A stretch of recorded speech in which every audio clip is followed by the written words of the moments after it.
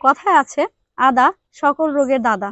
আদা শক্তিবর্ধক বলে কোনো কিছু অর্জনের দৃঢ় প্রত্যয় থাকলে লোকে বলে আদা জল খেয়ে লাগো। আদার উৎপাদন সম্পর্কে জানা যাক। আদা সরাসরি জমিতে অথবা বস্তায় উৎপাদন করা যায়, তবে যাদের জমি নেই তারা বাড়ির আঙিনায়, বাড়ির সীমানায় অথবা বাড়ির ছাদে বস্তায় আদা উৎপাদন করতে পারেন।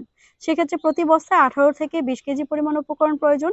পর্যাপ্ত পরিমাণ মাটি, জৈব সার, গোবর সার, ছাই এবং ধানের তুষ ইত্যাদি সবকিছু মিলিয়ে বস্তায় ভরে প্রতি বস্তায় 3 থেকে 4টি করে 10 থেকে 15 গ্রাম ওজনের আদা আপনি রোপণ করতে পারেন। যাদের এ ধরনের পরিকল্পনা রয়েছে তারা বাজার থেকে পছন্দনীয় আদা ক্রয় করে বীজ হিসেবে চৈত্র বৈশাখ মাসে রোপণ করতে পারেন। সেক্ষেত্রে রোপণের পূর্বে অবশ্যই বীজ শোধক দিয়ে শোধন করে নিতে হবে যেন গোড়া পচা রোগটি না হয়।